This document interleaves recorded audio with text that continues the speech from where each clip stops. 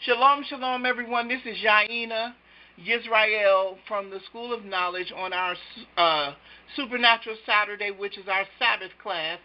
And we'd like to welcome you to our class. We would like to welcome everyone that's on our board that's in our class today. You know, we have several people here from different camps, you know, different organizations, different Israelite groups, you know, and then we have the people from the nation of Yehudah. We'd like to say welcome on our Sabbath day. We appreciate you spending your Sabbath with us and all of this good stuff. We're going to go right into our lesson because we want to get this on the record. I want to make sure everybody can see the screen before we start, and I just need one person to say yes. That's all I need. Can you see the screen?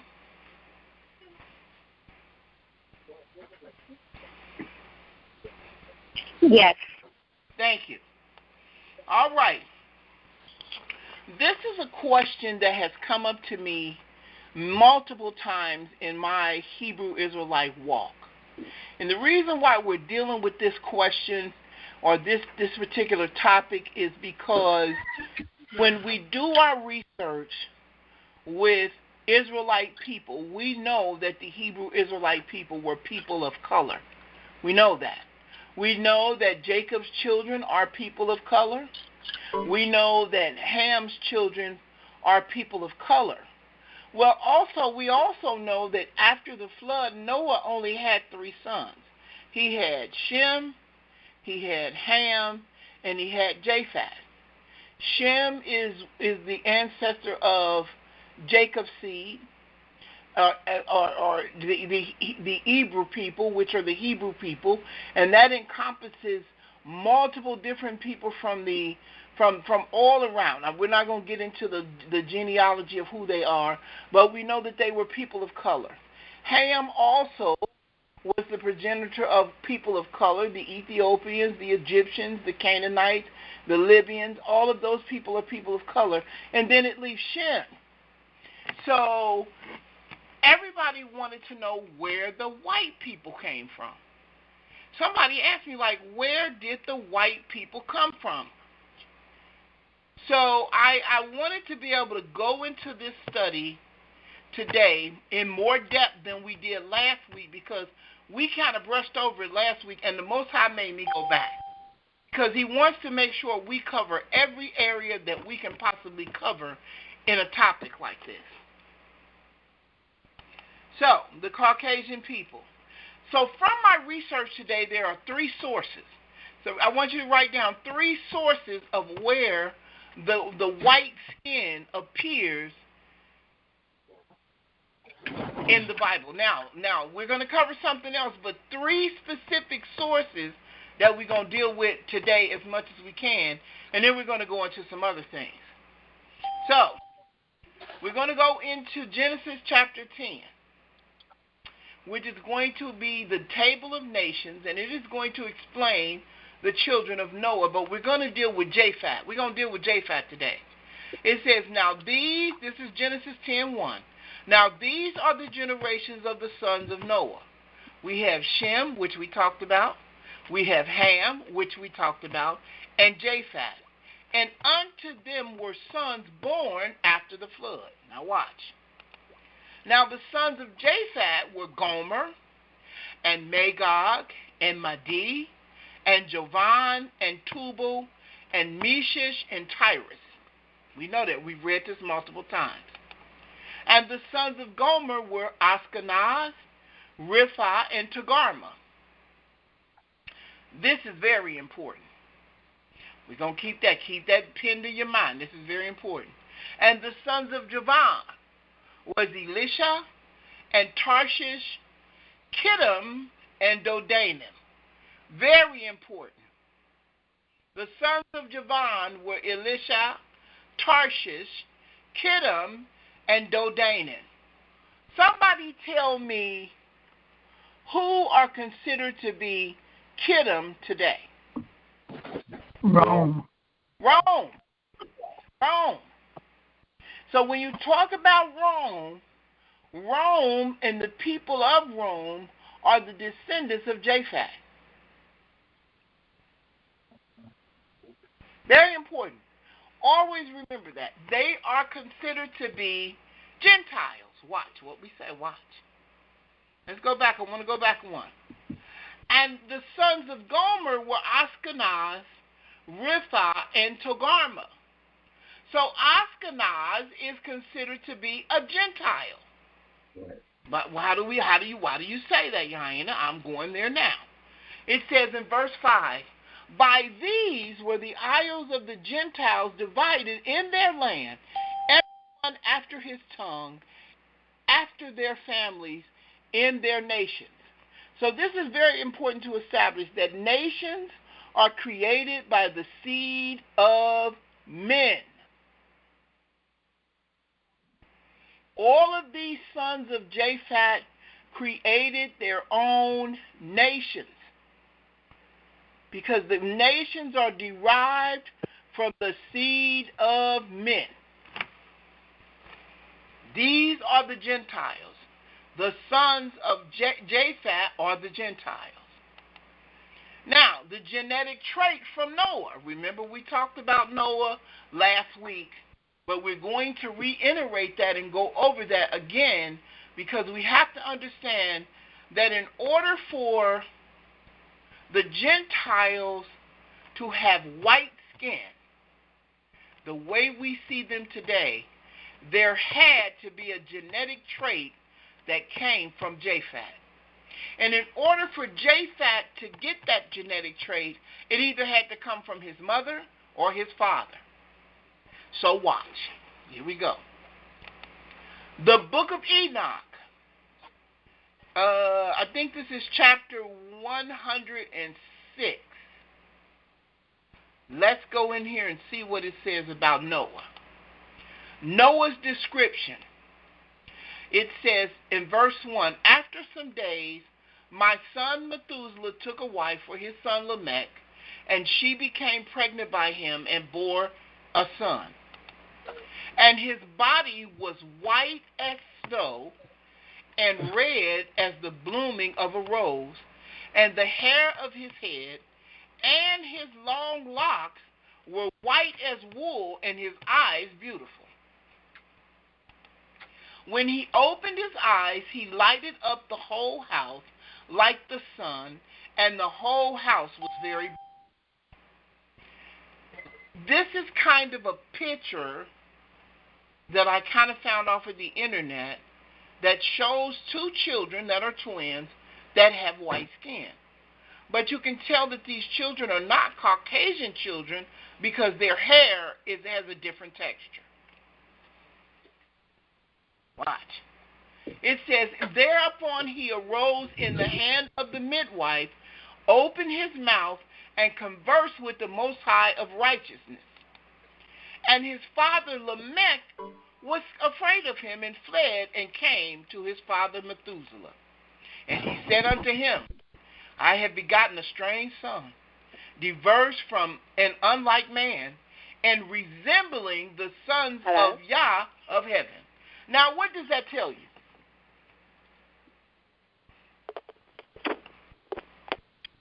That the angels was white as well? That the angels had white skin. And what else does it tell you? He said diverse and unlike man.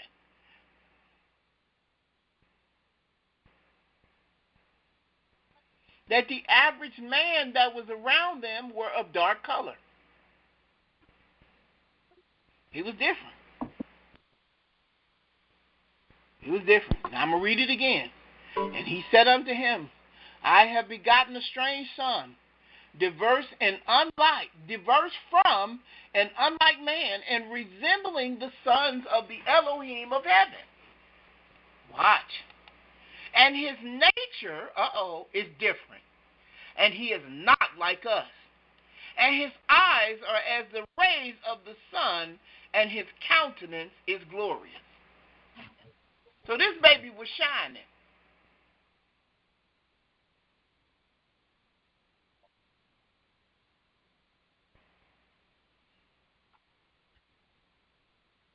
Make you wonder what was going on. But I'm serious. This baby was glowing. He was glowing. He had this glow about him. Watch. And it seems to me, listen, now this is a man talking, and it seems to me that he is not sprung from me, but from the angels, and I fear that in his days a wonder might be wrought on the earth.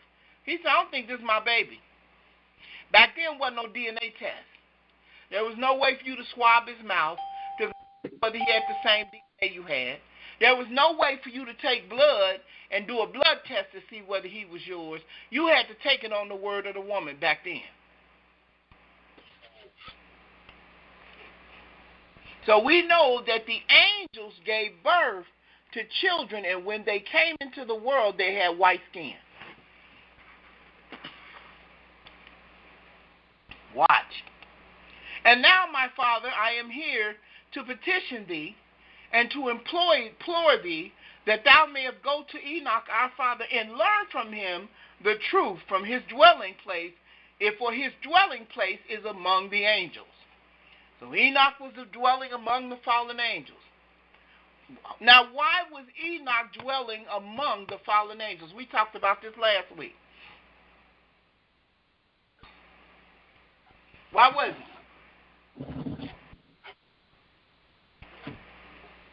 He was the intermediary. He went to intercede on behalf of the angels after they fell.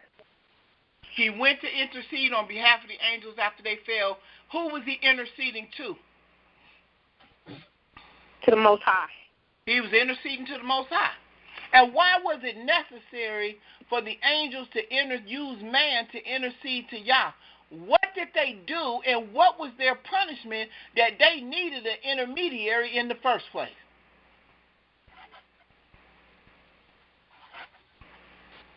They had cohabitated with the daughters of men.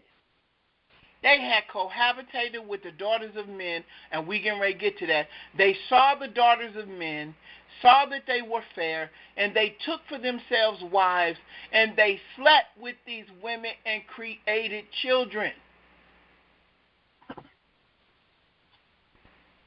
So as a result of what they did, what was their punishment? Somebody tell me what that punishment was.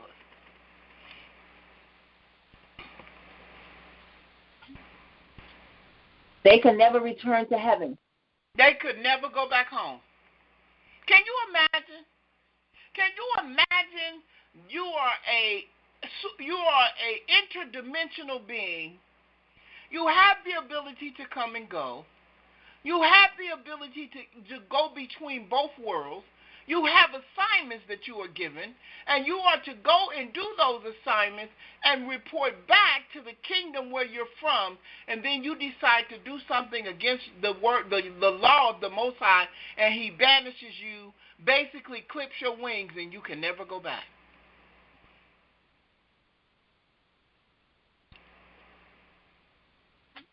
Can you imagine?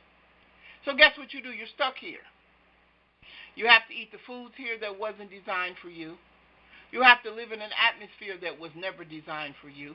You have to cohabitate around people that are on a lower level than you are, and it was never designed for you to be here on a permanent basis, that you always had the pleasure and the authority to be able to return home, and the Most High canceled all of that. Makes you wonder now why we have genetically modified foods.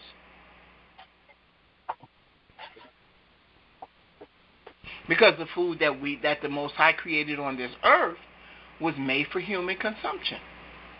The food that this earth produces is for the beings that were created from the dirt of the earth for human consumption. But now we have genetically modified food. We have genetically modified meats. We have meat that is not meat.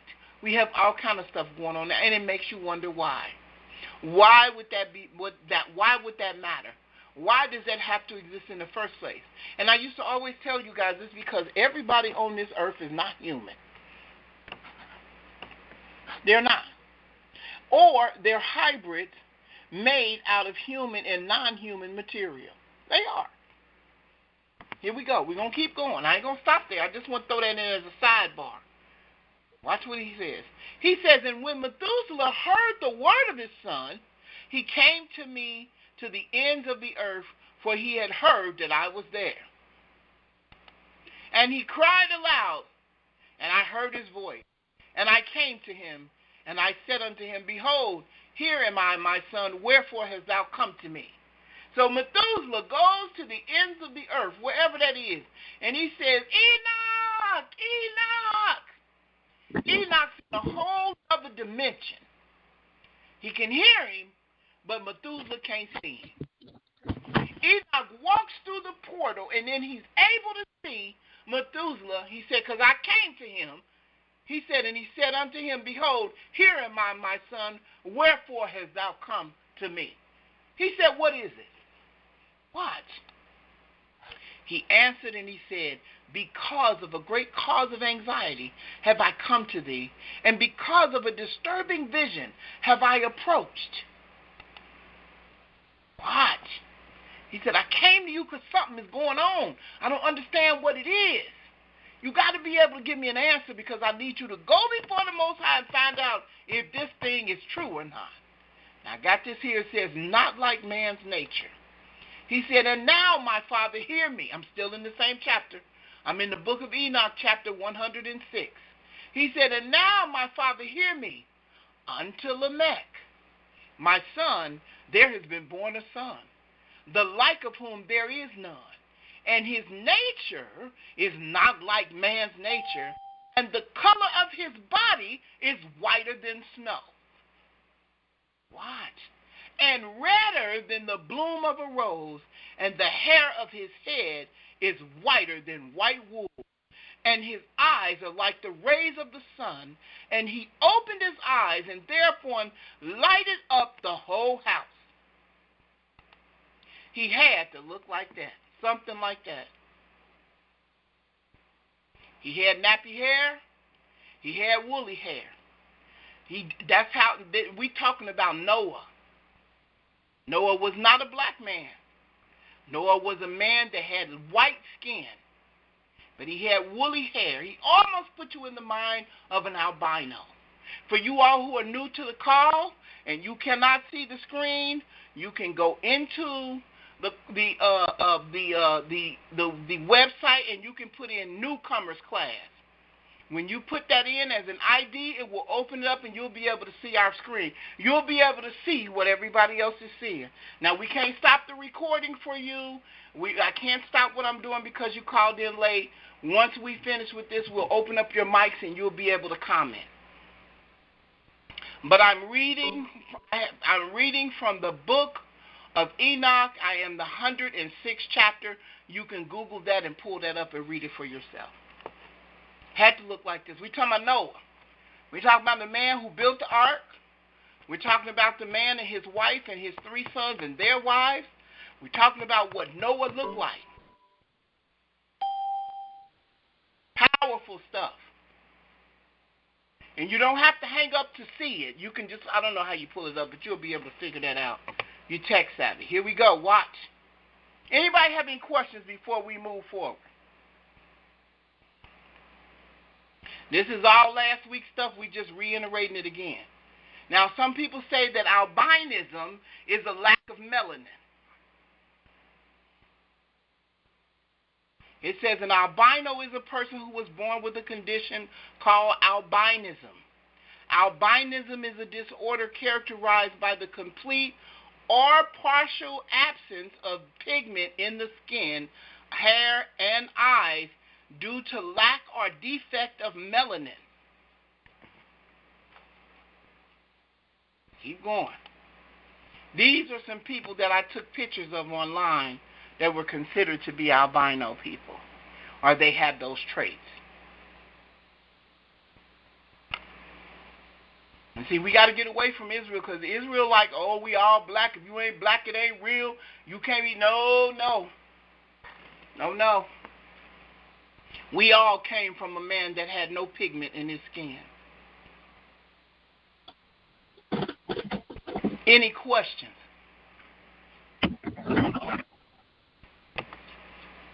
Because we good for that, man. We'll throw up some black stuff in a minute. That ain't right.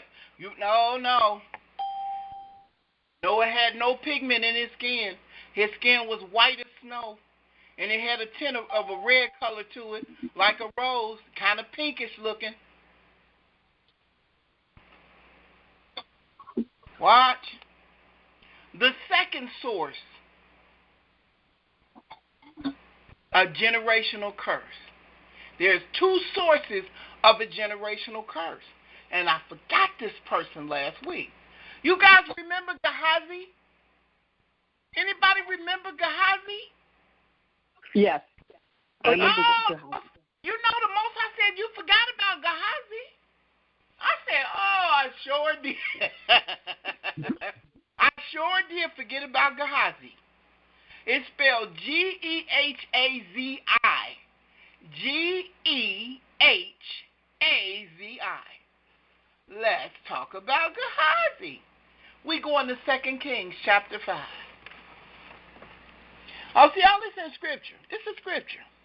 It says, now Naaman, captain of the host of the king of Syria, was a great man, with his master and honorable, watch, because by him the Most High had given deliverance unto Syria.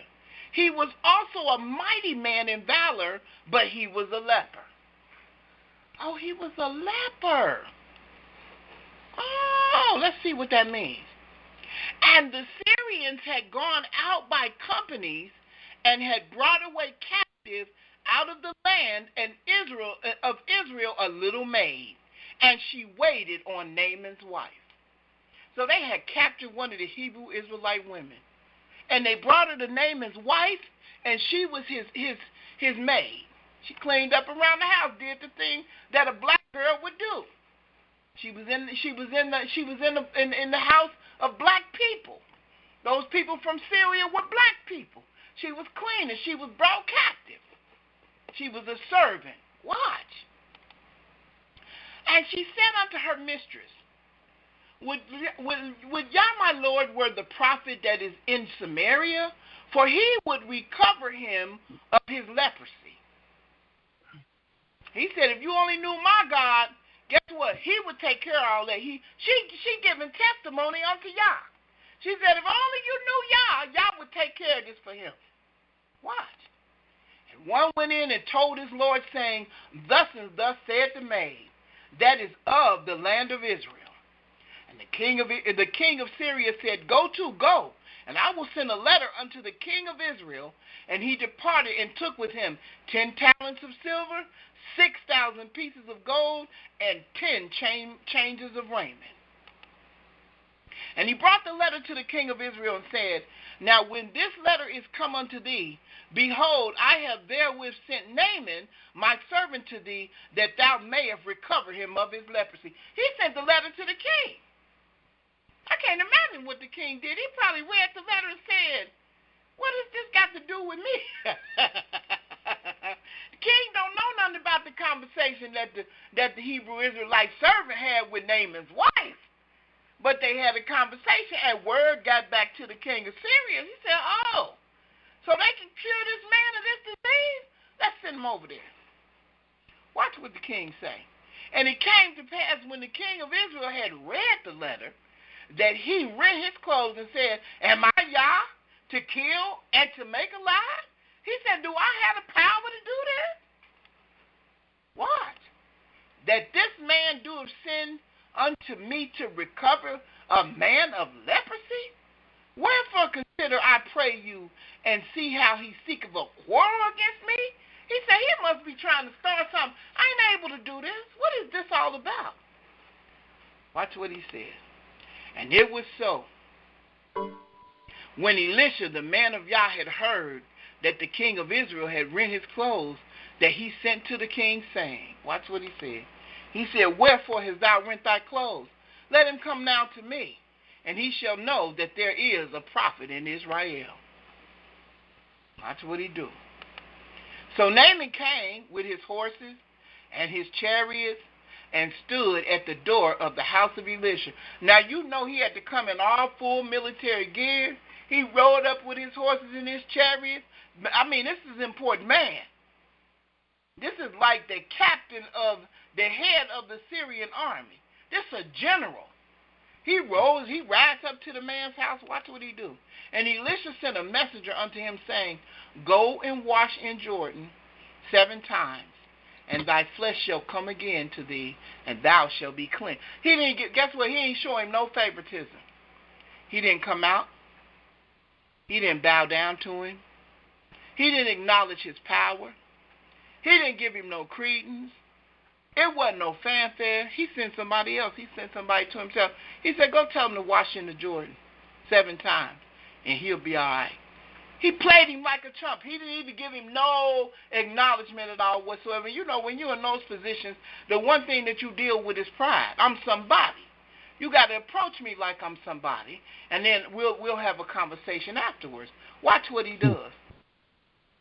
But Naaman was angry. He was wroth and went away and said, Behold, I thought he would surely come out to me.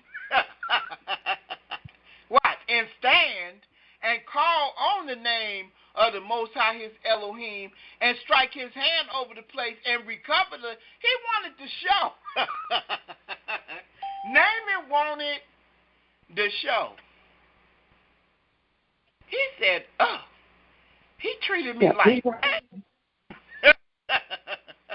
He wanted the pomp and circumstance. He wanted the pomp and the circumstance. He did. He wanted the show. He said, oh. Magic show. The magic show, right? He wanted the magic show. He couldn't believe that do you know, I can imagine, do you know who I am? Oh. Watch what happens. He said, are not Abana, and Pharpar, these rivers of Damascus, better than all the waters of Israel? May I not wash in them and be clean? So he turned and went away in a rage. Not only did he want it to show, he wanted to choose by his standards what river was clean enough for him to dip himself in.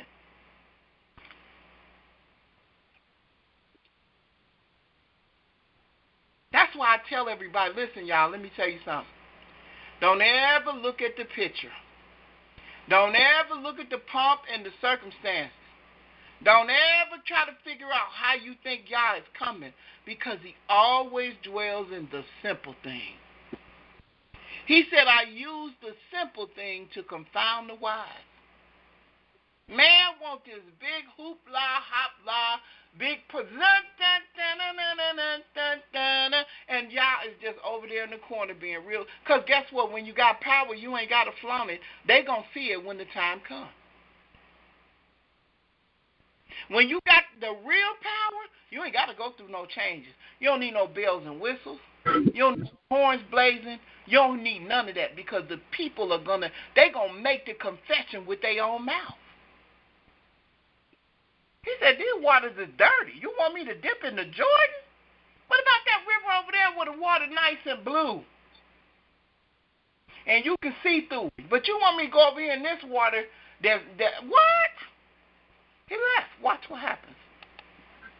And his servant came near, and he spake unto him and said, My father, if the prophet had bid thee to do something great, wouldst thou not have done it? How much rather then when he said to thee, wash and be clean? He said, look, do what the man tell you to do. Don't do what you want to do. Do what he tells. Obedience is better than what? Sacrifice. It's better than sacrifice. Don't do what you want to do. Do what he tell you to do. I told y'all, it's in the obedience. This got so much rich stuff in this story. You got to be obedient. Watch what he said. Watch what he said. Watch.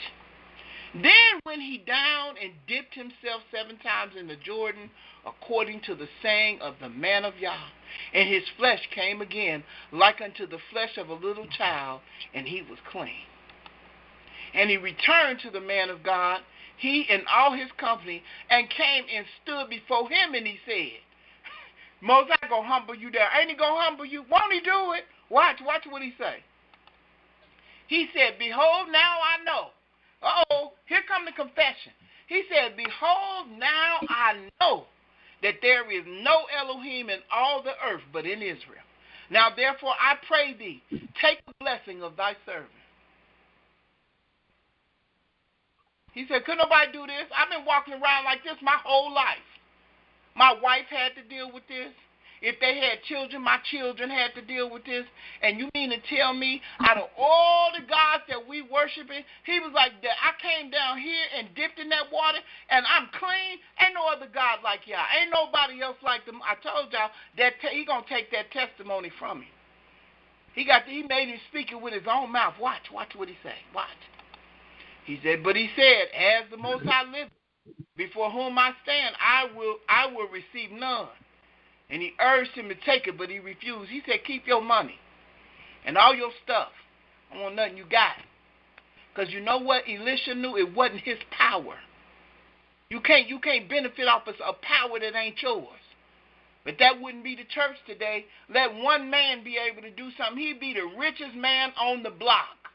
You wouldn't be able to afford to pay to get it done if a man could do it.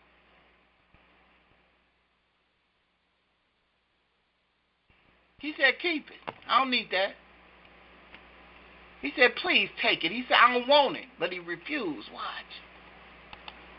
And Naaman said, watch what he says. And Naaman said, shall there not then, I pray thee, be given to thy servant 2 mules burden of earth? He said, just give me 2 pails of the earth of this land. That's all I need is 2 pails of the dirt. For thy servant will henceforth offer neither burnt offering nor sacrifice unto other gods, but unto the Most. He said, I ain't fooling with the mess no more. I'm done. I ain't worshiping Baal. I ain't worshiping none of them. I'm done with all that. And he also let him know that you can't buy him. You can't buy him. Come on, sis. Come on, sis. That he would not, you can't buy him. That he wouldn't compromise. He wouldn't compromise. Do you think that would happen today? No.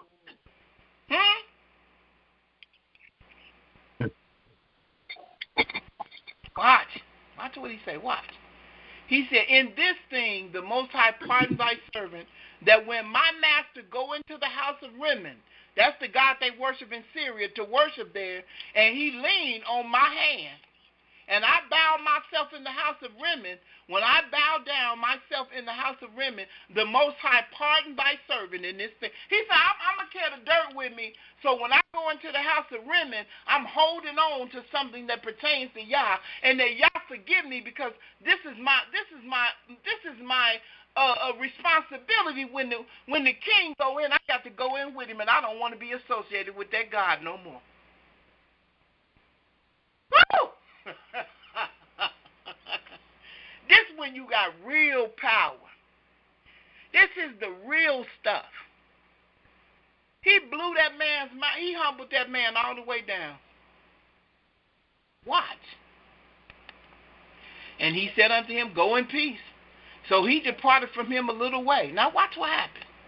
But Gehazi, the servant of Elisha, the man of Yah, said, behold, my master has spared Naaman this Syrian in not receiving at his hand that which he brought.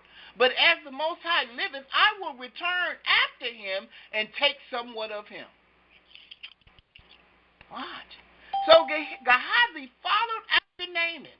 And when Naaman saw him running after him, he lighted down from the chariot to meet him and said, is all well? He said, everything okay? What's going on? Watch what he did. He said, all is well. My master has sent me, saying, behold, even now there be come to me from Mount Ephraim 2 young men of the sons of the prophet. Give them, I pray thee, a talent of silver and 2 changes of garment. Did he lie? Yes, he did. He lied, didn't he? Yep, absolutely. You mean to tell me this man brought all this stuff to give you and you ain't going to take none of it? Oh, I'm going to get some of that. You know how some of us get, I got to get mine. I got to get mine. Watch what happens. And Naaman said, be content. Take 2 talents. And he urged him and bound 2 talents of silver in 2 bags with 2 changes of raiment and laid them upon laid upon 2 of his servants, and they bared them before him. He said, "Here, take the." He wasn't ashamed. He said, "Here, take it all." And when he came to the tower, he took them from their hands and bestowed them in the house, and he let the men go, and they departed. They had to carry the stuff for him. It was so much. He ain't going to try to hide it. Watch what happens. But he went in and stood before his master. And Elisha said unto him, "Whence comest thou, Gehazi?" And he said, "Thy servant went no whither." He said, "Oh, I ain't going nowhere." And he said unto him, "Went not my heart with thee when the man turned again from his chariot to meet thee?" He said, "You think I didn't see you?" What? Is it a time to receive money and to receive garments and olive yards and vineyards and sheep and oxen and men servant and maid servant? Watch, here come the curse. "The leprosy therefore of Naaman shall cleave unto thee, and unto thy seed forever." And he went out from his presence a leper as white as snow.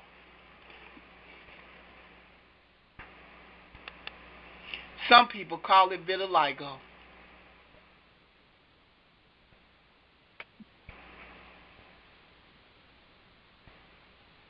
Look familiar?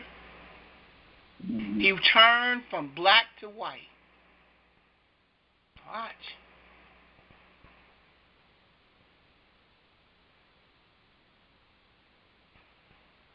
Pigment starts changing out of nowhere. Look at that.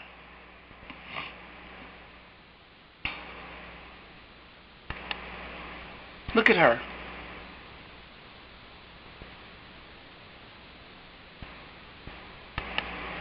Look at him. Look at her.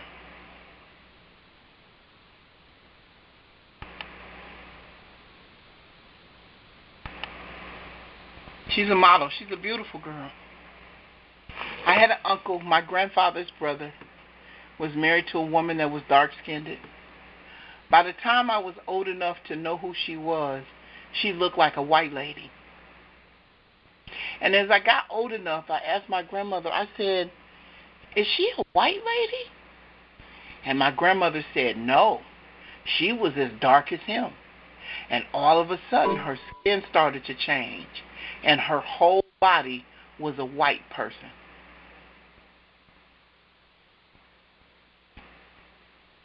So some of the people that you're looking at that may look like they're white, and there was nothing wrong with her. She wasn't sick. She wasn't scabbed up. Her skin changed colors.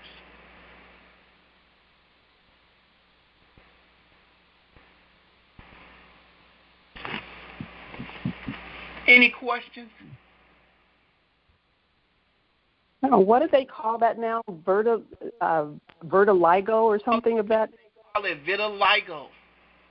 Okay. And the skin change, the pigment, the melanin of the skin starts to deplete, and the skin turns white. These are curses that were put on these people down through the generations. They have gone through generation upon generation upon generation. Some of these people are Gehazi's children. If we can trace our lineage all the way back to Abraham, they can trace their lineage all the way back to Gehazi.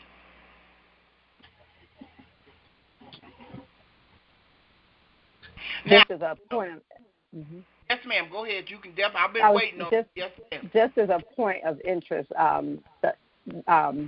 vitiligo is believed to be autoimmune, so the body has created immunity against its own its melanin. Whereas for the other, for albinism, that is believed to be an enzyme that is either absent, that's involved in melanin production, that's either absent or it's lower than it should be, and that's how you can get that range of some melanin in people with albinism. So just out of interest, that's believed to be the two mechanisms. Absolutely. Yes, ma'am. Yes, ma'am. Absolutely. I'm with you 100%. I mean, I can't say that Noah was an albino. I can't say that. I just know that he had white skin. I just use albinism as a form for you to be able to see a person with white skin that had woolly hair. The Most High. And just interesting, too, for albinism, we often do shine a light in your eyes, and it will reflect off of, because there's no pigment in the iris, that color part of the eye, it will bounce off of the retina, and that you will transilluminate light through the eye. Wow. Wow. Wow. Beautiful girl. Beautiful girl. Some of this stuff is generational. That was spoken of. Now, nobody knows whether Gehazi was an Israelite. It doesn't say that. It has no. Remember, I told you there are two sources, generational curses in this Bible, but I'm going to show you an Israelite. I'm going to show you an Israelite from the tribe of Yehudah that was cursed with the same thing. I'm getting ready to show you. So that's why when you see white skin, you got to be careful. You got to be careful. Got to be careful because you don't know who's who. You can't just determine, oh, she white, she got... No. No. Joab. Oh, not Joab. Watch. Joab. In the second book of Samuel, we find Joab, a nephew of King Dawid. So he from the tribe of Yehudah, a commander in his army. By treachery, Joab murders Abner, who had commanded Saul's army when it fought against Dawid at Gibeon. Little history. Joab's brother had been killed by Abner there, so Joab later took revenge. When Dawid learns of Abner's murder, he cursed Joab. May Joab's family never be without one suffering from a discharge or one with a skin disease. Watch. The tribe of Yehudah, generational curse of Joab. You know, I didn't know this. Watch. 2 Samuel chapter 3, verse 28 and 29. And afterwards, when Dawid heard it, he said, I and my kingdom are guiltless before the Most High forever, for the blood of Abner, the son of Ner. Let it rest on the head of Joab, here go the curse, and on all his father's house, and let there not fail from the house of Joab one that have an issue, or that is a leper, there go the skin disease, or that leaneth on a staff, or that falleth on the sword, or that lacketh bread. He cursed this man's family. He cursed his man's family with death by sword. He cursed him with famine, with lack of food. He cursed him for being a leper and having some sort of an inflammation or an issue. Any questions at all whatsoever?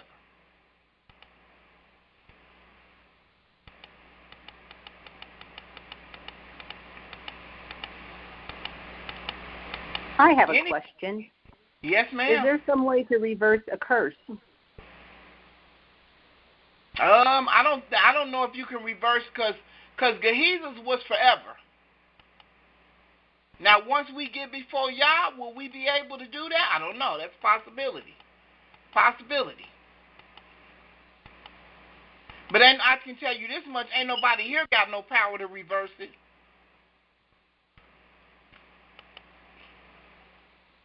We don't have the power right now to reverse anything. I know the church say they do, but they don't either.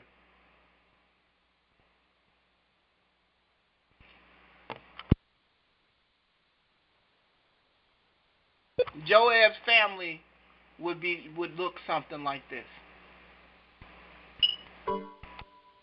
Any questions? These is Israelites from the tribe of Yehudah.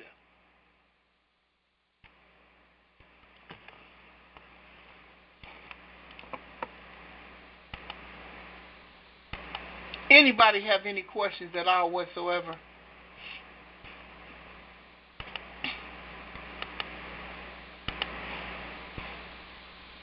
I'm wondering, some people have this more than others. So what does that indicate, I wonder? I have no idea. I can't answer that. I have no idea. I really don't know. I don't know. But we're talking about people who have white skin. Mm-hmm. So we know that some people have gotten it through Japheth. And then you have 2 generational curses of people that have white skin. So you have the children of Gehazi, and then you have the children of Joab. Now, I want to share with you that there, according to the scriptures, there are 7 people in the Bible whose skin was turned white because of a leprosy.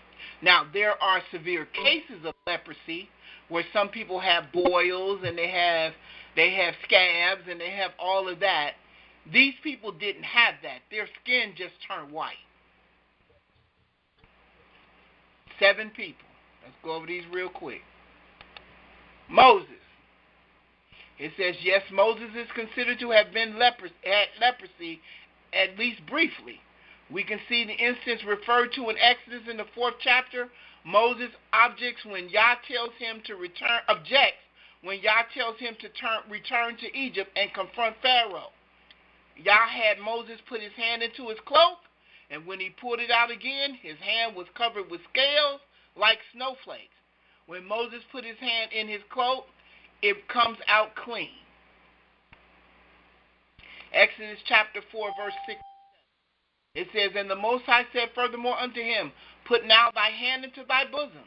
And he put his hand into his bosom, and when he took it out, his hand was leprous as snow. And when in verse 7, and he said, put thy hand into thy bosom again. And he put his hand into his bosom again, and plucked it out of his bosom, and behold, it was turned again as his other flesh. So we know Moshe was a dark-skinned man.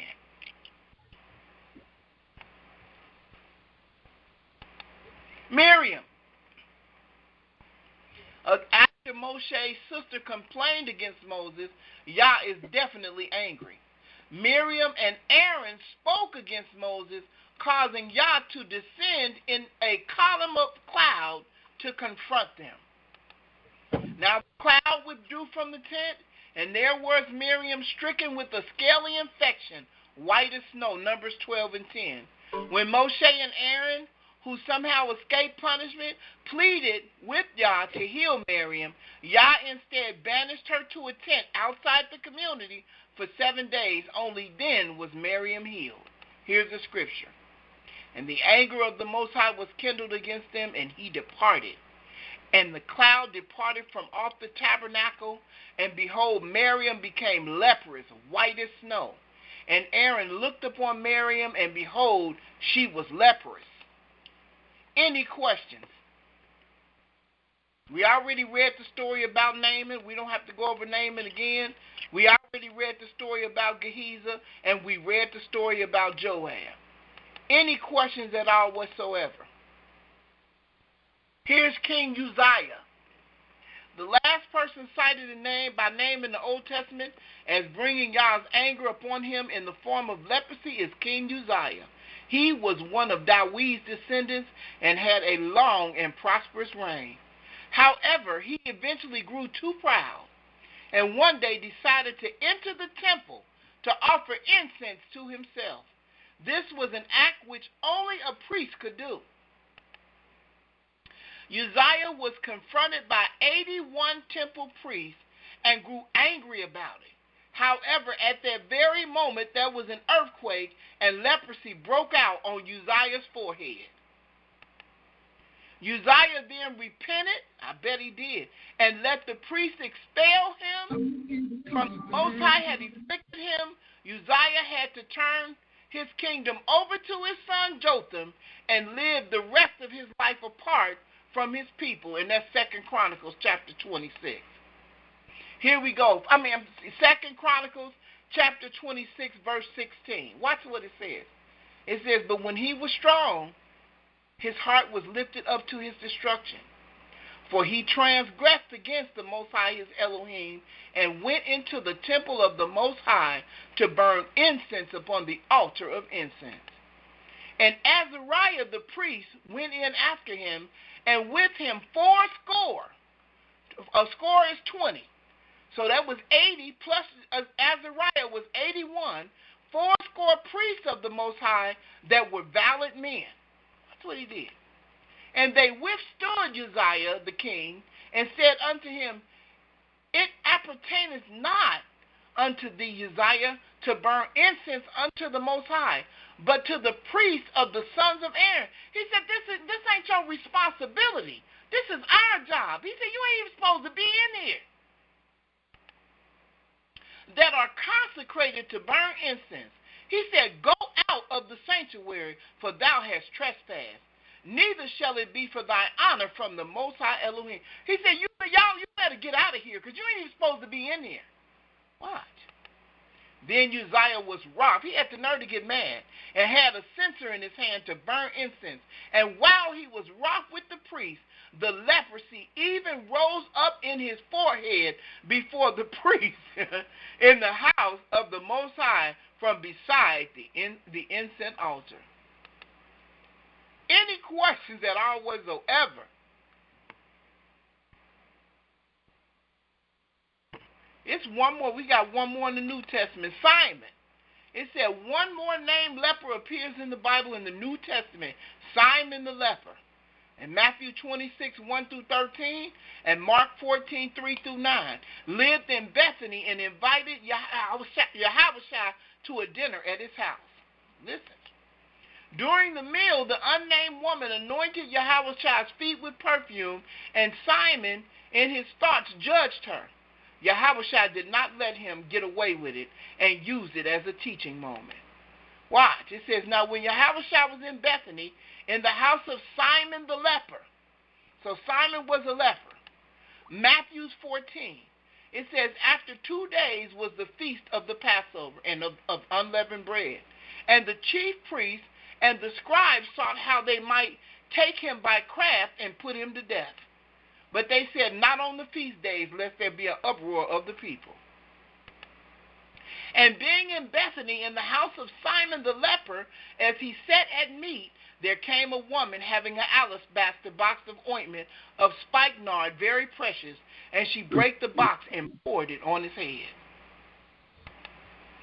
Any questions at all whatsoever?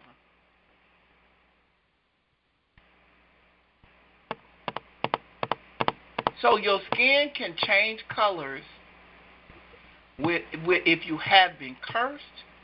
Your skin can change. They call it vitiligo. Your skin can change colors. You can go from dark to light. Does that mean you can't be saved or that you are forever banished? No. That is just a curse that someone put on, and it does happen to the children of Israel. Now, I don't know what Gehazi was. I can't tell you what his lineage was. The Bible doesn't say. So we got white skin two ways.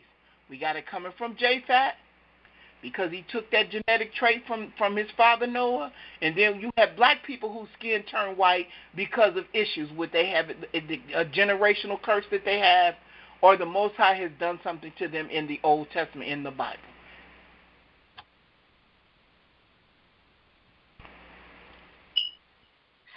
Can you give the names? Oh, I'm sorry. Yes, ma'am. Go ahead. What do you say? Can you give the names of 7? I missed some of them. I know Moses. You have Uzziah, Simon. You got Miriam. You have King Uzziah. You have Naaman. You have Gehazi. Let me see who else. Guys, hold on. Let me go back. I can go back. You got Simon the leper. You have Joab. Joab.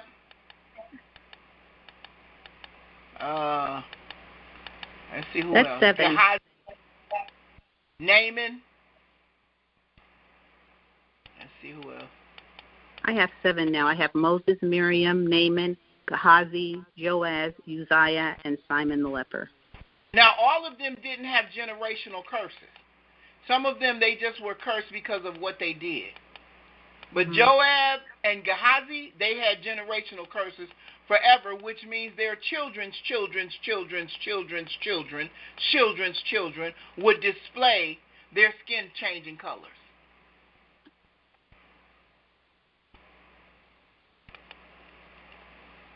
So there are going to be some Israelites who start out black and end up with white skin.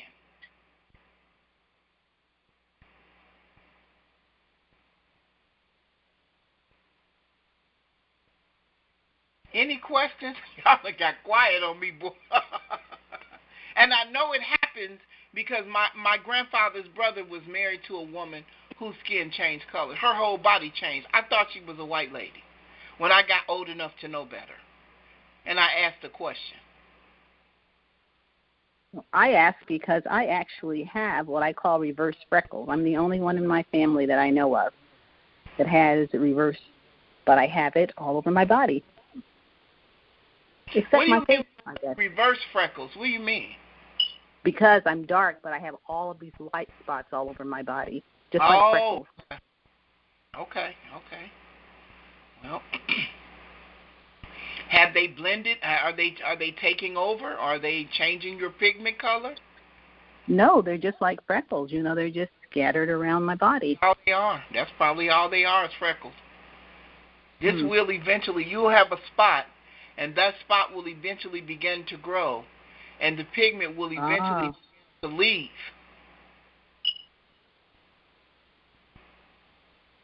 And it's a process that happens. Michael Jackson used to always say that he had vitiligo.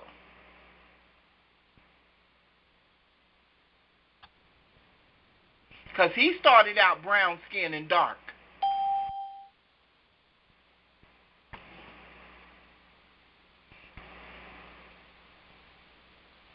Anybody else have it? You guys is quiet today.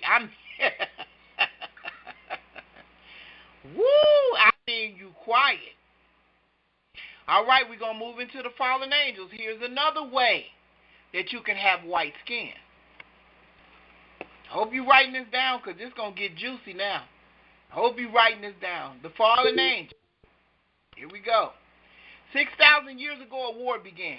A war to rule heaven and earth that dates all the way back to the Garden of Eden. I used to tell y'all all the time, this was a battle over this planet. Watch.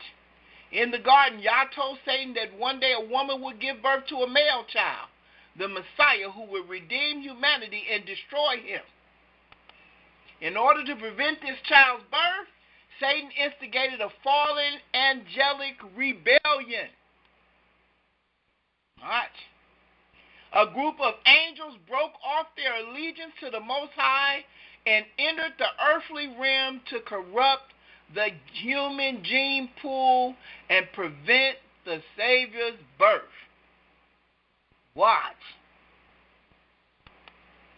These fallen angels, sons of Yah, took human wives, daughters of men, and had children with them. Their offspring was hybrids, half human and half angelic.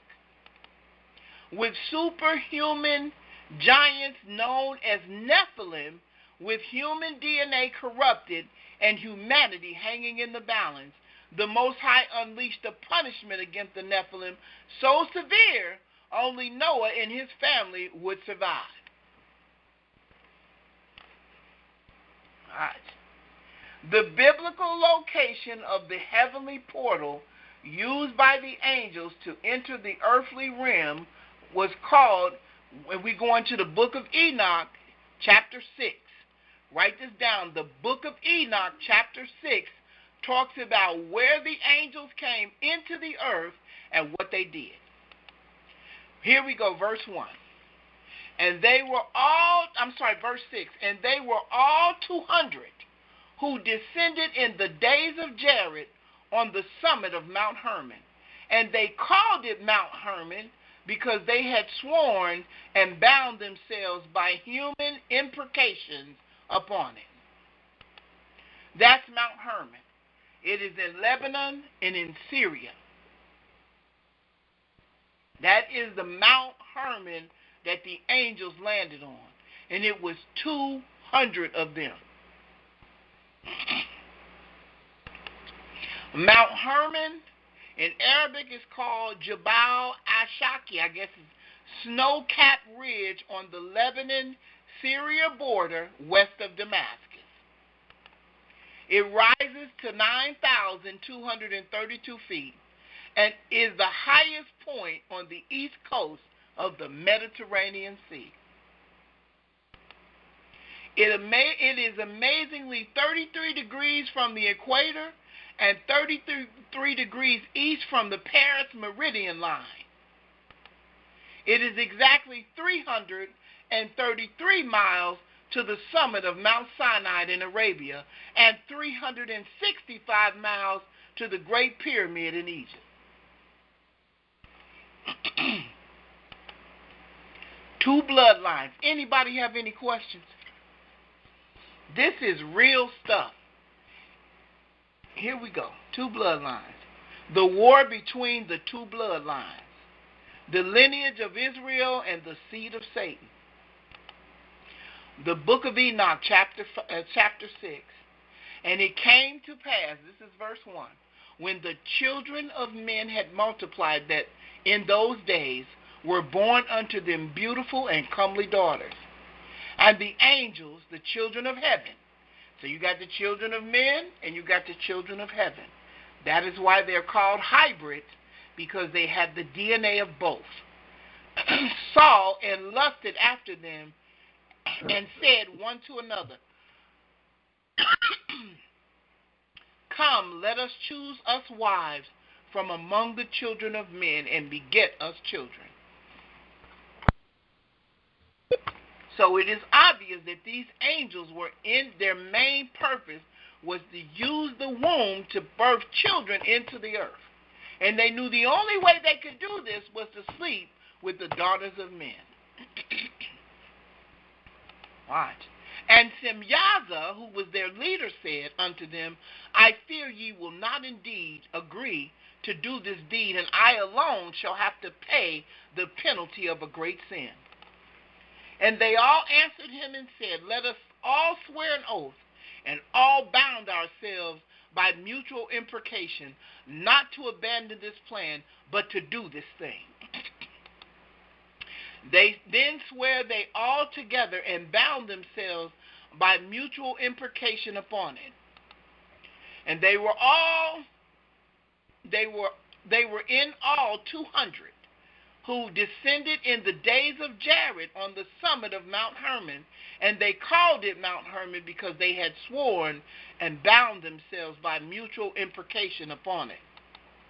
These are the names of their leaders: Semyaza their leader, Archibah, Remiel, Kokabel, Tamiel, Remiel, Dinel, Ezekiel, Baruchel, Asiel, Amaros, Batariel, Aniel, Zachiel, Samsipiel, Satarel, Turel, Jomjael, and Sariel. These were all their leaders. These are their chiefs of 10. So these were all the leaders of the 200 that came. The book of Enoch, chapter 7. Watch what it said. And all the others together with them took unto themselves wives, and each chose for themselves one, and began to go in unto them. There wasn't multiple wives. They didn't have a bunch of women following behind them. They all chose one wife. And they began to go in unto them, and to defile themselves with them, and they taught them charms and enchantments, and the cutting of roots, and made them acquainted with plants. And they became pregnant, and they bare great giants, whose height was 3,000 ells, who consumed all the acquisitions of men, and when men could no longer sustain them, they had a very unusual appetite. The giants turned against them and devoured mankind. They started eating people. They couldn't keep them full. They was too big. They was eating trees. They was eating everything because they were hungry. Watch. And they began to sin against birds and beasts and reptiles and fish and to devour one another's flesh and drink blood. They started eating each other. Watch. Then the earth laid an accusation against the lawless one. That right there is so powerful because you know what? The earth began to cry out to the Most High. These beings were never supposed to be born. This earth wasn't designed for them. This earth was designed for human. My food was created for human consumption. You made this earth so that humans could live on it, and these things have been created, and they are ravishing through the earth, and there's not going to be anything left if you don't do something. May I say something? Yes, ma'am. Okay. I looked up imprecations because I thought, okay, it was just an agreement. It's actually a curse. They actually bound themselves to a curse between them. That's the first thing. So that imprecation has meaning just beyond, I thought it was kind of innocuous, but it's not. So if they bind themselves by a curse, that they really are setting themselves in opposition to the Most High because they knew it was wrong. I also looked up what is an L. So an L, I think it said it's Scottish. Their measurement was like 37 inches. So I multiplied 37 inches by 3,000, then I divided it by 12 because 12 inches in a foot, which gave me 9,250 feet, if I did it right, and I think I did. So that's kind of crazy. Hey, I mean, you know, I don't know. I know they were some big people. If they was eating up the inhabitants of the earth and they weren't getting filled and they was eating trees and they was eating everything and then they started eating themselves, they were illegally here. They weren't supposed to be here. They weren't supposed to exist.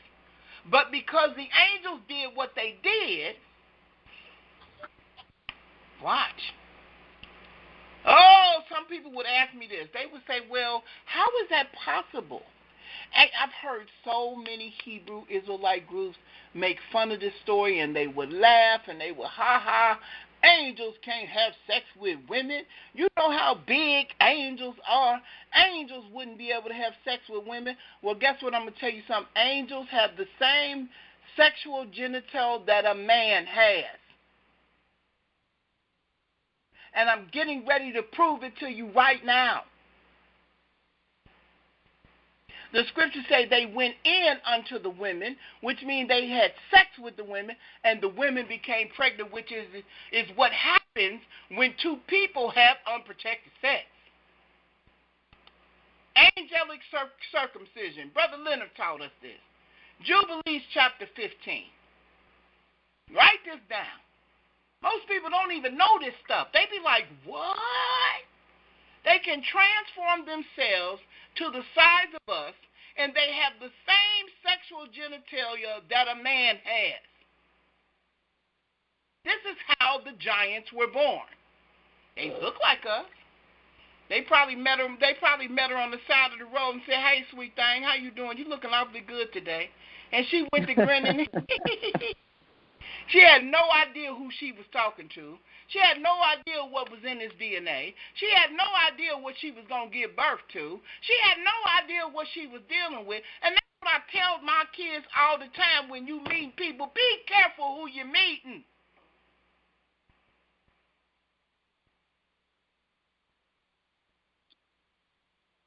Watch. Jubilees chapter 15, verse 25. It says, this law is for all the generations forever, that there is no circumcision of the days, and no omission of one day out of the 8. For it is an eternal ordinance. Oh, let me say that again. For it is an eternal ordinance ordained and written on heavenly tablets. So when the Most High came down on Mount Sinai, and he met with, after Mount Sinai, when he met with Abraham, before Mount Sinai, when he met with Abraham, and he said, this is the covenant between you and me. This is the circumcision between you and me. He didn't just make that up. He didn't make that up just because he wanted that to be the way it is. This is written on heavenly tablets, and is an eternal ordinance. Brother Leonard, kudos to you. Thank you so much for this. Watch. And everyone that is born, the flesh of whose foreskin is not circumcised on the 8th day, belongs not to the children of the covenant which the Most High made with Abraham, but to the children of destruction.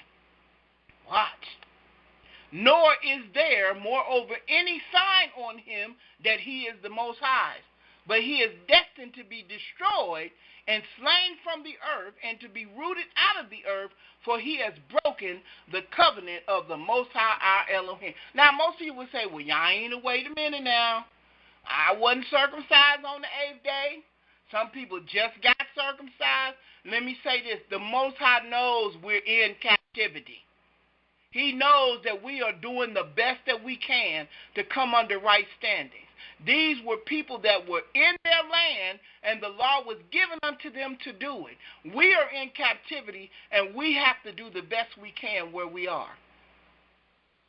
Some people would be like, well, Yaina, why are you talking about this? This is a man thing. No, most of the women have to make this decision once they give birth to the child. The doctor comes in to ask, do you want the baby to be circumcised or not? So this was given while we were in our land living. Watch. For all the angels of the present and all angels of sanctification have been so created from the day of their creation, and before the angels of the present and the angels of the sanctification, he has sanctified Israel that they should be with him and with his holy angels. The angels were created circumcised. And in order for you to be circumcised, you have to have the tools. I'm just saying. Any questions? Some people would be like, wow. So guess what? When he transformed himself down to your size, and he was standing on that side of that road, and he was looking good, because you best believe he was looking good. And he said, hello, darling, how sweet thing, how you doing? He had all the necessary tools to make the plan go forward. May I add something else? Now, the angels can transform their size, but we have at least I've not read anything that says that the Nephilim can. So when the Bible says that we were as grasshoppers in their eyes, if they're standing 9,250 feet, that makes more sense. It makes sense. It's almost incomprehensible. Right. Exactly. The babies, even though they transform themselves into sizes that we can understand, the DNA was still there. So the giants came out as giants, like you said. They didn't have the ability to do that. And the only reason why they didn't have the ability to do that because they was hybrids. They was half human and half angelic.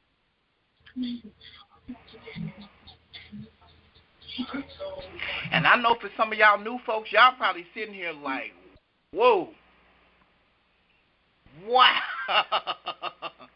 It's just the truth. Anybody have any questions or comments? Concerns? It also just shows the special place of the children of Israel before Yah with the angels of the presence and sanctification. He pulled us into that. Yes, he did. Oh, sis, we can get. It was so much good stuff in that chapter, I couldn't just stop there. I had to finish it. Let's go. Here we go.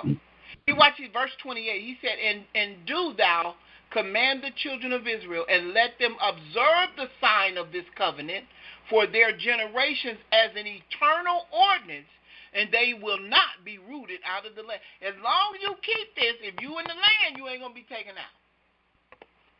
Watch. Now watch this.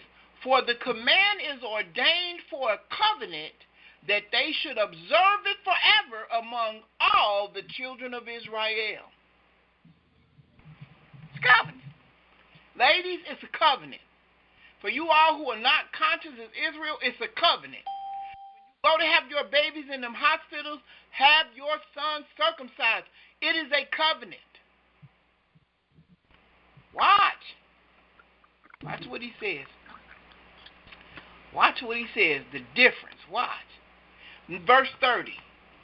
Now listen to how he makes the difference. He says, for Ishmael and his sons and his brother and Esau, the Most High did not cause to approach him. And he chose them not because they are the children of Abraham. He said they was Hebrews, but he didn't choose them because he knew them. But he chose Israel to be his people. He said they was available. I could have went to Ishmael and his sons and his brothers. Them was Abraham's kids. I could have went to Esau. That was Jacob's son. I could have went to Esau. He said, but I didn't approach him. And I didn't choose them because I knew them. He said, but they was children of Abraham. He said, because he knew them. He said, but he chose Israel to be his people. Watch what it says. And he sanctified it and gathered it from among all the children of men. Now watch what he says. He says, for there are many nations and many people, and all are his. And over all, listen what he's saying, over all has he placed spirits in authority to lead them astray from him. Now you know that's some powerful stuff. Mm-hmm.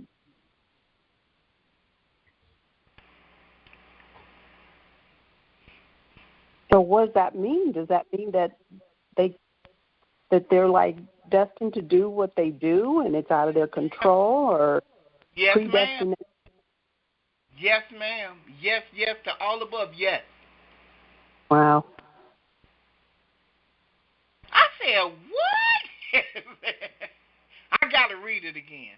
And he sanctified it, which is Israel, and gathered it from among all the children of men. For there are many nations and many people, and all are his.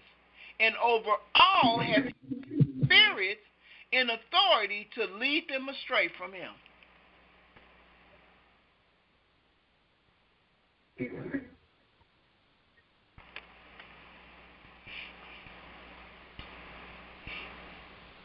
Where exactly are you reading? I am in Jubilees chapter 15. Thank you. Verse 31.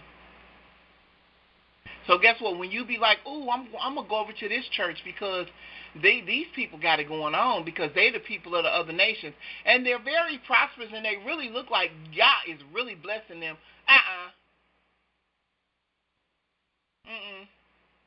No, you when you deal with that, you are truly serving other gods. Those spirits have been, he has given them over to other spirits. There's no justification for Sunday worship. Y'all said worship on the Sabbath. There's no justification for the things that is done there that we consider to be holy when he said he has placed spirits in authority to lead them astray from him. Watch what he says. He said, but over Israel, he did not appoint any angel or spirit, for he alone is their ruler, and he will preserve them and require them at the hand of his angels and his spirits. That's when they say, oh, y'all, that's kind of prejudice. No, that don't seem right. That can't be right. All you have to do is look at the way you're worshiping compared to the way he told us to worship, and you'll know. I'm talking to the people from the other nations. You'll know that it's off. It may seem like it's righteous and religious, but it's off. And since we were chosen to be his people, we have to be the ones to show you how to do it. And we can't legitimately show you how to do it until we figure out how to do it right ourselves. We're a work in progress.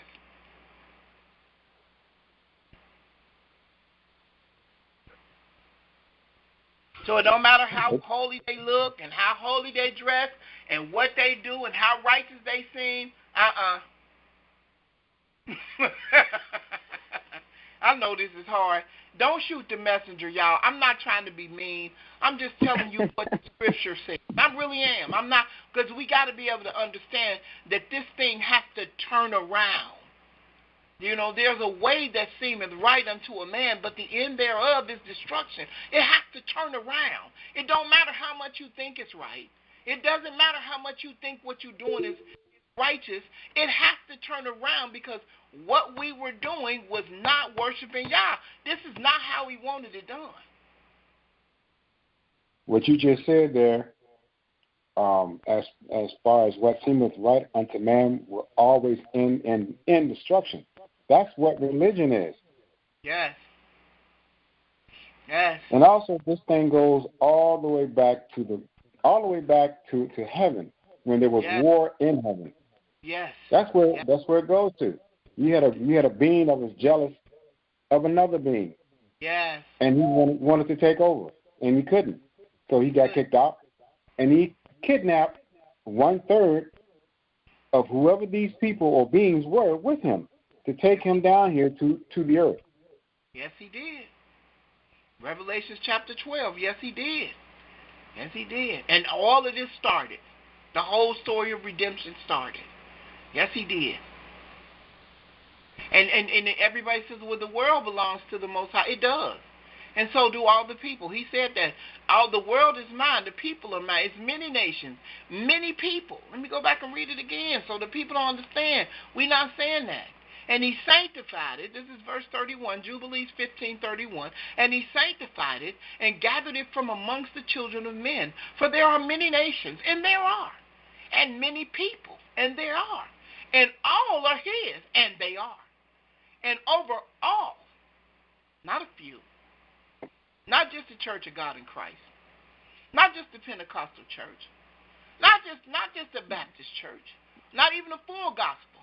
Over all have he placed spirits in authority to lead them astray from him. Because ain't nobody going to do it before we do it, because we are the people that he chose. And we got to figure out how to get it right, because we just now coming into the knowledge of who we are. That's why they've been jamming us. Say again? That's why they have been jamming us. It's like this. It's just like being in, with a military unit. You're in a fight. You're trying to go ahead on to outsmart your enemy. Your enemy decides to go ahead on to send out a signal to his troops. Well, the best way for you to defeat that, besides bullets and bombs and missiles, is to jam his signal. Just like the way that an aircraft, a fighter plane, or a bomber goes into enemy territory, they send out a signal to jam the enemy's radars, so they cannot identify who that or what that plane is. Yes, yes, yes. And now you understand why we've been why they fed us the food that they fed us. Now you understand why we wear the clothes that we wear. Now you understand all of the things that we have been able to do. And the Most High said you was going to be made to serve other gods of wood and stone. Now it all makes sense now. Mm-hmm. Now you understand what the the Spirit is that's up in the church. Now you understand what the Spirit, you understand it all.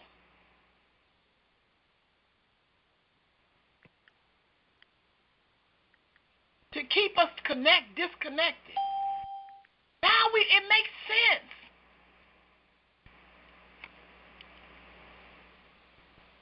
Those angels want the earth. Go ahead. So I was those of us who have awakened, we're actually operating on a different frequency now. I'm thinking about what my brother said about jamming the signals. Yes, yes, yes.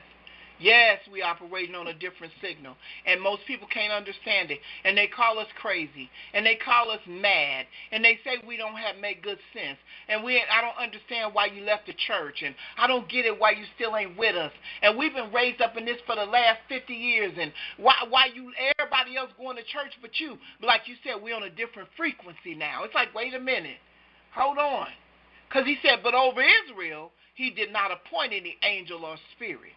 For he alone is their ruler, and he will preserve them and require them at the hand of his angels and his spirit.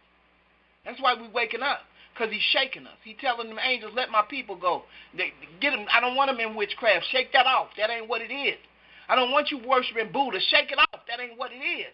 I don't want you worshiping Allah. Shake it off. That ain't what it is. I gave those angels and those spirits to those people. I need you to understand you mine. You belong to me. You the apple of my eye. I put you here to punish you, but now it's time for you to wake up. Ain't this some good stuff? I mean, I was in here like, wow. And it's a wonderful thing. That's why the one after our young. Go ahead, one person. I'm sorry. I said that's why the enemy goes after our young, because if he can get them while they're young, get them into illicit sex, smoking, doing dope, twerking, okay? Yep. And, now here it is, you have female children that are defying their dads, having their dads being killed out here. And it's crazy. Yeah. And then you have also sons trying to shoot their mothers. And like one son, he got killed by his own mama because he was trying to shoot her. She shot him back. It's terrible. Terrible. It is. But most of those, guess what? Some of them ain't even Israel. But because they got black skin, we identify with it. You don't understand what I'm saying? And the thing about it is we got to understand. This thing is deep. This is a battle over this earth.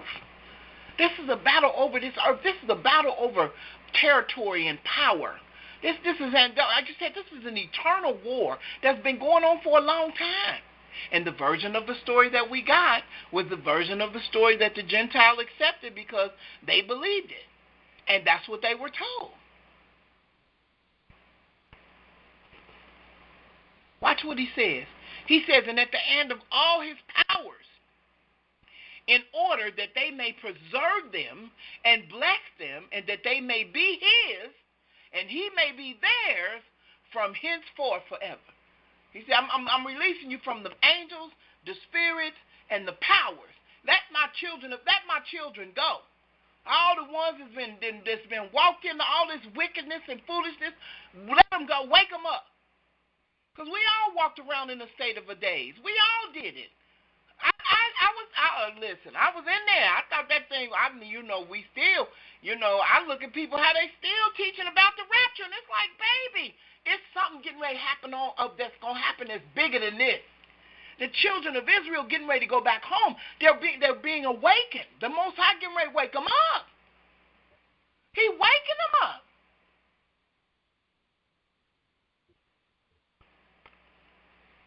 Folks getting upset. They getting scared. They don't know what to do. They got problems. They said, wait a minute. Whoa, hold on. Watch what he says. Watch it. We at 32, 33. He said, and now I announce unto thee that the children of Israel, watch what he said about us, will not keep true to this ordinance, and they will not circumcise their sons according to all this law. For in the flesh of their circumcision, they will omit this circumcision of their sons, and all of them, sons of Bel-Air, will leave their sons uncircumcised as they were born. They still doing it today. So I know a whole lot of women that decided not to do it. They told them, it's not necessary. You don't have to do that. Yes, you do. Watch what he says. He says, and there will be great wrath from the Most High against the children of Israel, because they have forsaken his covenant and turned aside from his word and provoked and blasphemed, inasmuch as they do not observe the ordinance of this law. For they have treated their members, what members? Their organs, what organs? The male genitalia, like the Gentiles. So they have been removed and rooted off the land. So it was common for Gentiles not to be circumcised, because it wasn't given to them to do that. It was given to us. That's why when my son had his babies, I said, you got to make sure them boys are circumcised. Above all else, that's got to be done.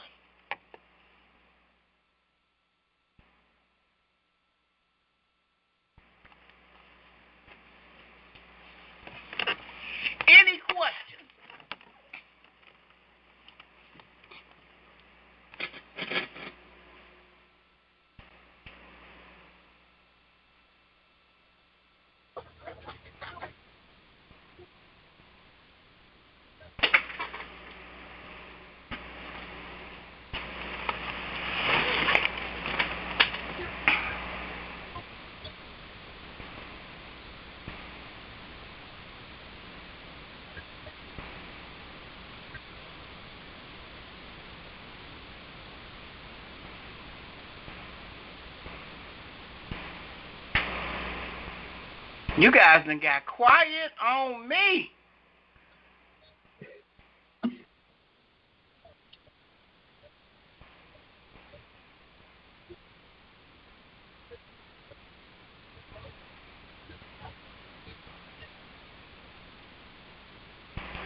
Man, oh man, I mean, this is the power of the Most High Yah. This is what he doing. Folks get upset.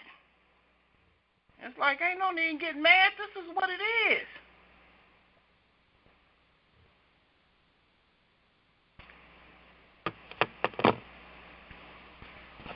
I'm not upset. I'm just wondering, what is it that we would go to? Because I'm looking for all of the things that are promised.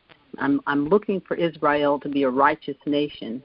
But at this point, I don't see that righteousness coming forth. So the thing is do we practice individual righteousness?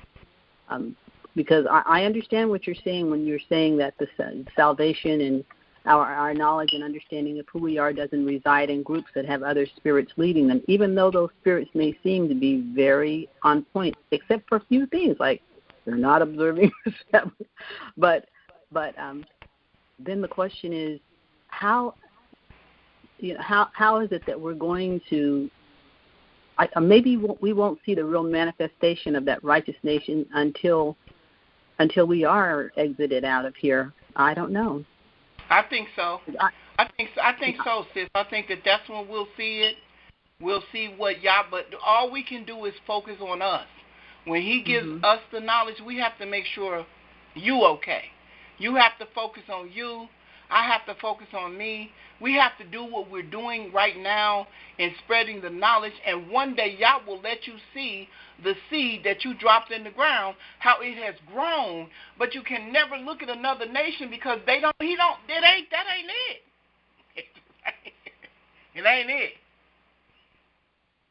It ain't. No matter how much, and that's the point where the Gentile will say, our father has inherited lies, because that ain't it. We can create a righteousness, and that's where a lot of church people come in with a righteousness that they think is righteous, and he said our righteousness to him is as filthy rags.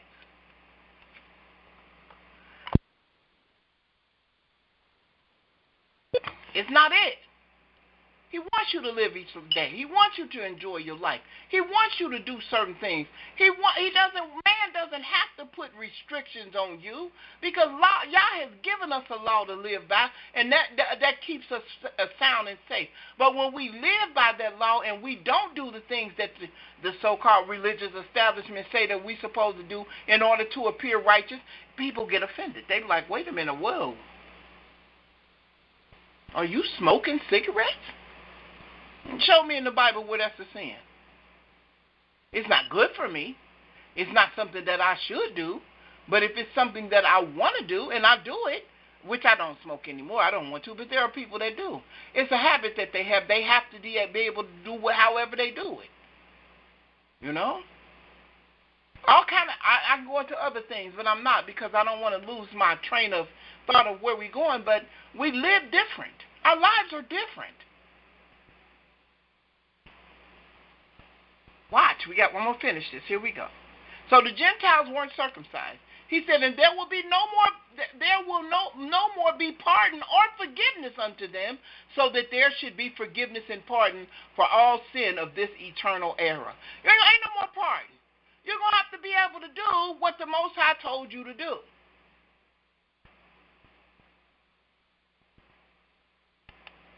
And then we get into the same story in Genesis chapter 6. So we read it in the book of Enoch. We understood the sexual organs in the book of Jubilee. And then we go to the book of Genesis chapter 6 that gives you a shorter version. That the sons of Yah saw the daughters of men, and that they were fair, and they took wives of all they chose. And the Most High said, my spirit shall not always strive with man, for that he also is flesh. Yet his days shall be 120 years. And there were giants in the earth in those days, And also after that, when the sons of Yah came in unto the daughters of men, and they bare children unto them, which same became mighty men, which were of old, men of renown.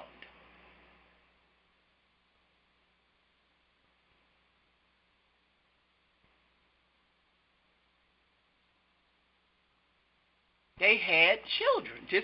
And you only get a short version of it in Genesis.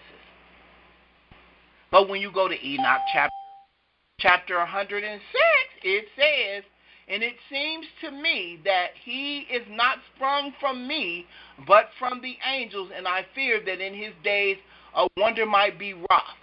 So we know that the white skin that the children of Israel, the daughters of men, had with the angels, had white skin.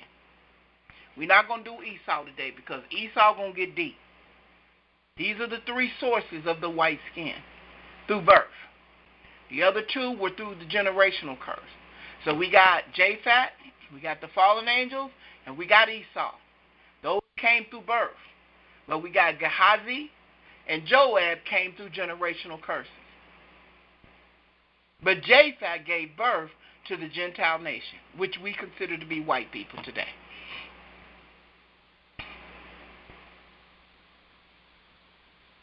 We're going to do Esau next week.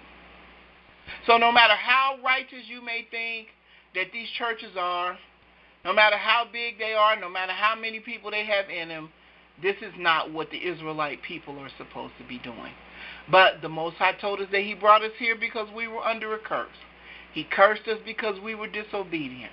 The prophecy of Genesis 15, 13, and 14 came to pass. We were over here serving as servants. We have completed the 400 years that we have been here.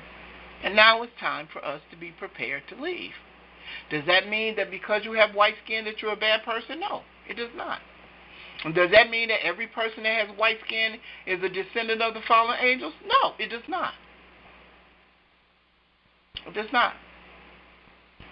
Does that mean that every white person that's on the earth is a descendant of Esau? No, it does not mean that. And every white person that's on the earth is not a descendant of Japheth either. So, I mean, there's so many different variations of this thing that we have to understand. That these people, there's so much going on this earth. That's just like every black person that we see is not Israel. Every black person that we see is not an Israelite. It's not. But when I get into this Esau thing, this thing is so deep. Like I said, when you really want to know, next week, have everybody on here. And we got a lot of people on here today. But next week, we're going to get into Esau because that gets deep. Because Esau was the first white man to ever enjoy the pleasure of a black woman. I mean, we getting ready to get deep. Because when you really do the research, Esau's wife was black women.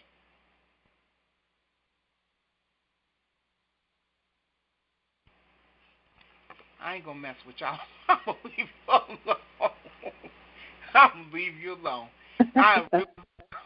I'm going to leave you alone. Woo, this thing gets deep. I'm telling you. I mean, and it's for you. It's for your understanding. It is. It's just for your understanding.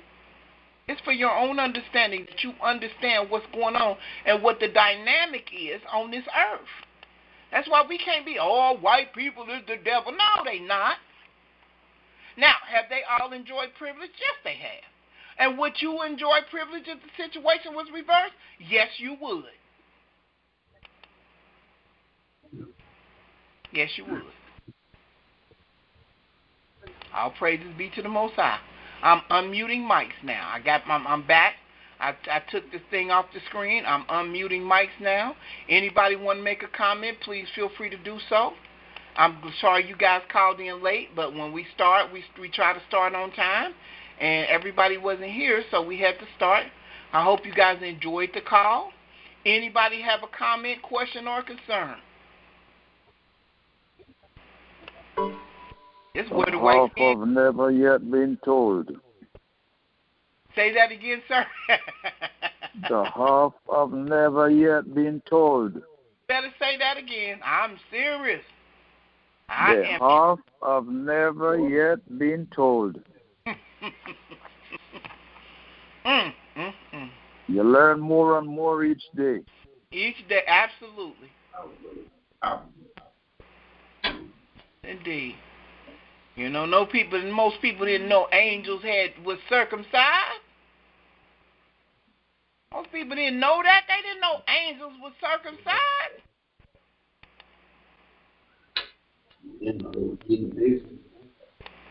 Brother Mikhail. Yes, ma'am. Go ahead, sis. So what is it possible that a fallen angel could still be someone that is circumcised? That isn't circumcised? That a fallen angel could be someone that no, they couldn't be. Now they could be on the earth. We do believe that they're still on the earth. They said, well, they locked away. Not all 200 of them. The heads of the camps, them leaders was locked away, but not all of them. But but everybody that's not circumcised is not a fallen angel, because a lot of our mothers and our sisters didn't realize that this was a commandment. So a lot of people that that weren't circumcised are getting circumcised today. Okay. So some of our men are not circumcised because their parents didn't allow it. They didn't think it was necessary. Okay. Thank you. No problem. I had a nephew like that. He wasn't circumcised. And I asked one of my sisters, like, well, why didn't you circumcise him? She's like, I just didn't think it was necessary. But we did eventually do it when he was young. When he was younger, he was about 3, I think. We had it done because it's necessary. It's a covenant. And even then, we went through the covenant thing, but we didn't realize the depth of it. So every man that's uncircumcised is not, it's not anything bad. And for our nation, we just didn't know the significance of it. But one thing I will say is, and I have to say this to Israel, let somebody, a professional, do it. Go to the hospital. I know it's people been trained to do it in Israel. I know all that. Go to the hospital and let them do it, because they will do it for you, if that's what you want to do. I have a question. Yes, ma'am. Hello? Okay. So if the fallen angels are still here on the planet, do you think they still yet having sex with the women now in this present day? And if so, why aren't they producing giants? That is a very good question. That is very good. That's a very good question. I don't know what the Most High has done to them to cause them, but what I can say is this, is that the characteristics of them is still in the earth. Let me say this. I can't say that they're not, because there's a lot of people that are abnormally tall. And I mean 8, 9 feet tall. All over the earth. But I can say this, that the genetic trait that they have to identify the children of the angels are still there. They have 6 fingers and 6 toes. Some of them have double rows of teeth. And all of this is in the scriptures. So that genetic trait is still in them. But why they're not able to get as big as they got back then, I can't answer that question. I'm not sure. I don't know whether the Most High did something to that DNA or what. I can't answer that. But I know that there are some very tall people still in the earth. Now, the 200 feeters and all that kind of stuff, because even Og was only 15 feet tall. King Og was 15 feet tall. Do you think some type of modification took place right after the flood, maybe? And when the ones that did survive the flood, then that genetic change might have happened at that point? Well, the angels didn't die in the flood, only their children. The children were the ones who died, and because the reason what part of them that died was their human flesh, because they got their flesh from the mother. So the angelic spirit of them was still alive, and they considered themselves to be evil spirits. That's what the book of Enoch says, that they have become the evil spirits that don't have a body. So that's where that whole come out in the name of Jesus, that stuff came from. Because they are evil spirits now, looking for a body to host. But now to lay with someone that is a fallen angel and to look whatever trait they are, I can't say. Something was done. But like I said, that genetic marker is still there because there's a lot of people that are still born with 6 fingers and 6 toes, double rows of teeth. Now, do you think that they laid with animals too? Because I'm trying to understand the dinosaurs and the different traits of dinosaurs. And, of course, they were destroyed after the flood too, I believe. Oh, I'm sure they probably did. The Bible said they corrupted everything. Everything was corrupted. I'm sure they did. I'm sure they did. I'm sure they did. No. So, I mean, we don't have all the answers, but all we can do is, try to come to as much of a conclusion without filling in the blanks as we can. But those things are there. They're still there. You got that RH negative blood is still there. That's another trait that came down. Now, does that mean that everybody that has RH negative blood are of the fallen angels? It doesn't mean that, but it means that trait is somewhere in your DNA. Somebody somewhere, because DNA reaches all the way back.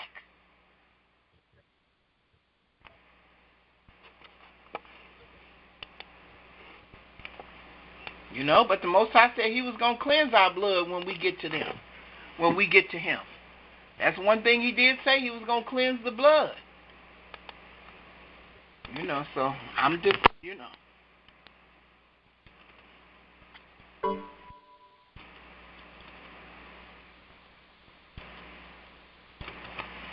Very important to know. Joel chapter 3.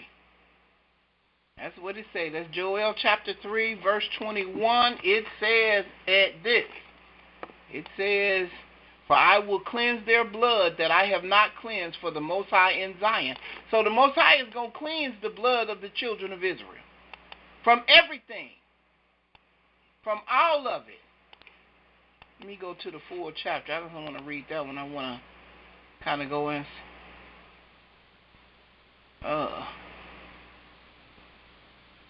All right, here we go. He says, we're going to start at 17. He said, so shall ye, we in Joel chapter 3, verse 17. He says, so shall ye know that I am the Most High. Let me open up the screen so you guys can see it. I don't want anybody to be like, well, I didn't see that, Yaina. You reading stuff, can't nobody see. No, here we go. He says, so shall ye know that I am the Most High, your Elohim, dwelling in Zion, my holy mountain. Then shall Jerusalem be holy, and there shall no strangers pass through her anymore. Watch what it says. And this is when the Most High is here. He's living on the earth. And it shall come to pass in that day that the mountains shall drop down new wine, and the hills shall flow with milk, and all the rivers of Yehudah shall flow with water, and a fountain shall come forth out of the house of the Most High, and shall water the valley of Shittim. Egypt shall be a desolation, and Edom shall be a desolate wilderness, for the violence against the children of Yehudah, because they have shed innocent blood in their land. But Yehudah shall dwell forever, and Jerusalem from generation to generation. For I will cleanse their blood that I have not cleansed, for the Most High dwelleth in Zion. So it's going to be a blood cleaning.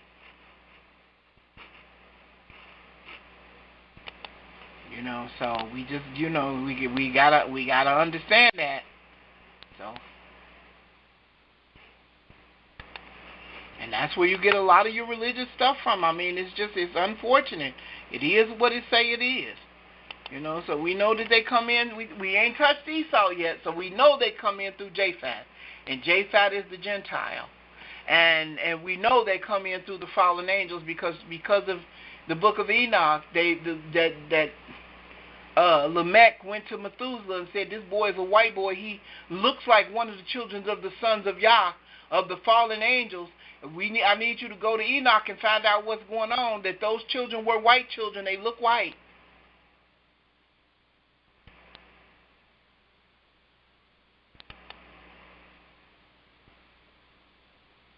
Now we got to deal with Esau. And we know that the angels had male genitalia because they were born circumcised, they were created circumcised.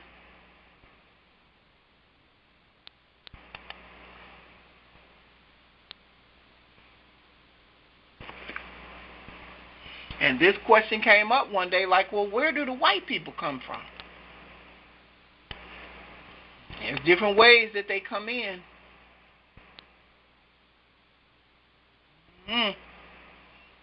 Any questions, you guys? You guys done got quiet on me. I mean, but this was good. I mean, you know what I'm saying? We have to be able to establish these points. And like I said, it doesn't mean every white person is a bad person. That's not what we're saying. We're just establishing where the color of their skin came from.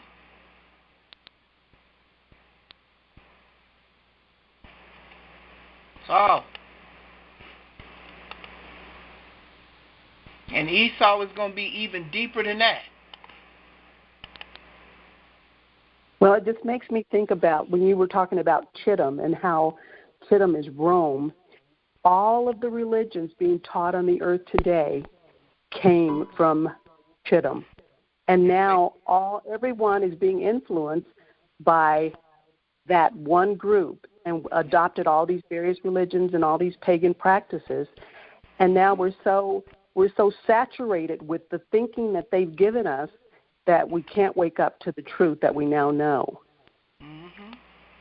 Not until the Most High wakes you up. Not until he, like he said, when he changes your frequency and puts you on a different frequency, no.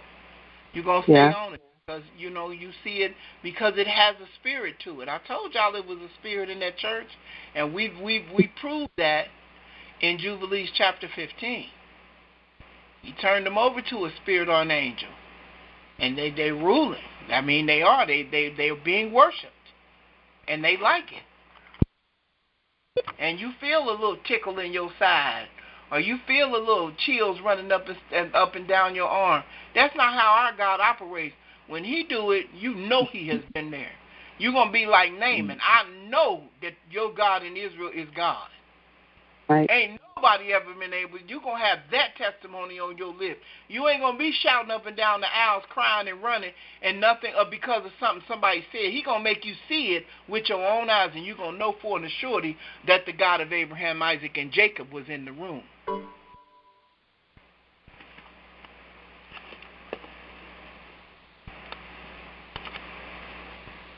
Any questions? You don't have to second guess nothing. But they copy everything from the Hamites, right? Because the Hamites was running Egypt. Absolutely. Yes, they were. I'm getting into that next week. I'm getting all into that next week. That's why I said next week is a whole nother. We're going to finish it up next week. But it's going to be better than this, what we had here. Because you are absolutely correct. It's all getting ready to go down that one way. Yes, absolutely. This is where they came from. We covered two. Now, we don't know. We can't differentiate who's who in some instances. But you will be able to know. Anybody else have any questions, comments? Don't forget, tomorrow we're going to be on our Blog Talk Radio show at 3:30 p.m. Eastern Standard Time. And the phone number is 718-664-9551. If you want to reach us by email, our email address is theyehudaproject@gmail.com. And Yehudah is spelled Yehudah. You know, I just wanted to give that out and let everybody know. Very, very good class. Did you guys enjoy this? Yes, ma'am. Yes. Oh, yeah. I also have a comment. Are you going to post this? I am. This is going online, absolutely. Yes, ma'am. We still recording, so yes, this is going online. Absolutely. I also have a comment. Say that. Go ahead. My comment is that to know a tree is to inspect its fruit. Absolutely. Wow. Yeah, absolutely. That's true. That's very true. That's very, very, very, very true. Yes, indeed. Very true. Brother Uriah, did you want me to put you back on mute or you want to be unmuted? No, I can do it myself from here. Okay, good. Yes, absolutely. Powerful stuff. I mean, you know. It is what it is. There's no way around it. It is what it is. This is how it happened. This is what happened with the Most High. Anybody else have any questions, comments, concerns before we dismiss? I have enjoyed this class. It went a lot longer than we anticipated. Nevertheless, it was necessary because these are the things that we need to be able to have in our book, so we'll be able to answer any questions that people may have. And we're definitely going to continue this next week. And if there's no other questions or no other concerns of any kind, I'm going to end the meeting. You guys have a wonderful rest of your Sabbath, and we'll see you tomorrow. Shalom, shalom, everyone. Shalom.